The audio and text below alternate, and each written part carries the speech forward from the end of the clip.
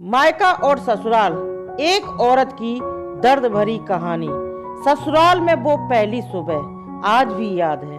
कितना हड़बड़ा के उठी थी, ये सोचते हुए कि देर न हो गई है और सब न जाने क्या सोचेंगे।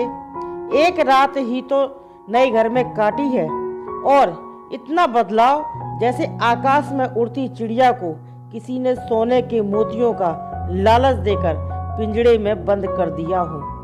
शुरू के कुछ दिन तो यूं ही गुजर गए। हम घूमने बाहर चले गए। जब वापस आए तो सासू माँ की आंखों में खुशी तो थी, लेकिन बस अपने बेटे के लिए ही दिखी मुझे। सोचा शायद नया नया रिश्ता है, एक दूसरे को समझते देर लगेगी, लेकिन समय ने जल्दी ही एहसास करा दिया कि मैं यहाँ बहू हूँ। जैसे चाहूँ वैसे नहीं रह सकती। कुछ कायदा मर्यादा है जिनका पालन मुझे करना होगा। धीरे धीरे बात करना, धीरे से हंसना, सबके खाने के बाद खाना, ये सब आदतें जैसे अपने आप ही आ गई। घर में माँ से भी कभी कभी ही बात होती थी। धीरे धीरे पीहर की याद सताने लगी। ससुराल में पूछा तो कहा गया अभी नहीं।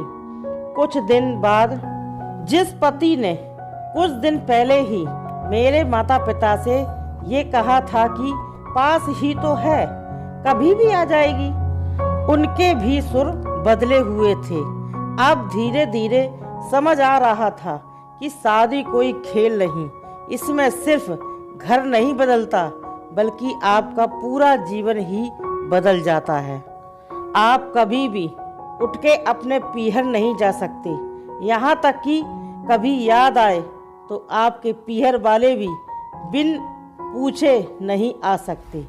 पीहर का वो अल्हड़पन, वो बेबाक हंसना, वो झूठे मुंह रसोई में कुछ भी छू लेना, जब मन चाहे तब उठना, सोना, नहाना, सब बस यादें ही रह जाती हैं। अब मुझे समझ आने लगा था कि क्यों विदाई के समय सब मुझे गले लगाकर रो रहे थे।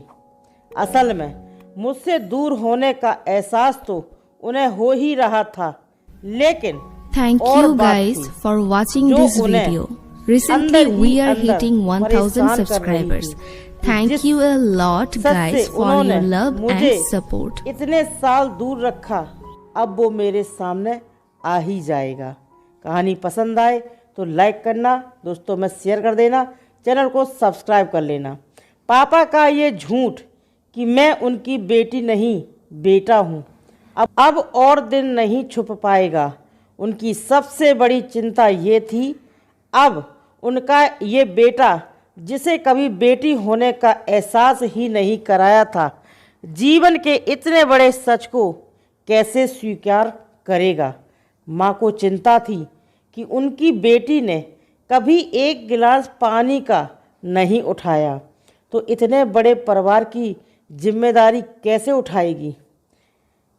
सब इस विदाई और मेरे पराये होने का मर्म जानते थे सिवाय मेरे, इसलिए सब ऐसे रो रहे थे जैसे मैं डोली में नहीं अर्थी में जा रही हूँ।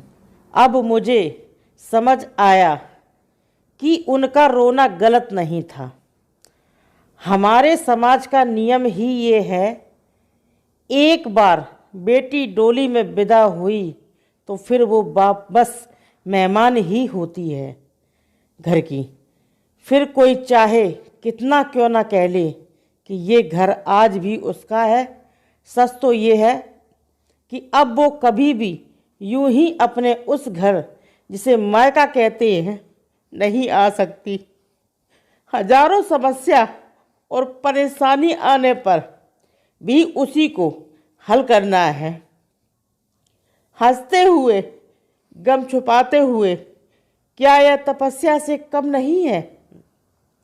अनजान जगह को सुधार कर अच्छा बनाने का काम करना, क्या कहेंगे आप? कमेंट करके ज़रूर बताइए कहानी कैसी लगी और इस कहानी से हमें क्या शिक्षा मिलती है। वीडियो पसंद आए तो लाइक करें, दोस्तों में शेयर करें, चैनल को सब्सक्राइब करें, बेल आइकन को प्रेस करें। मैं मिलती हूँ अगली नई कहानी के साथ, तब तक के लिए नमस्कार।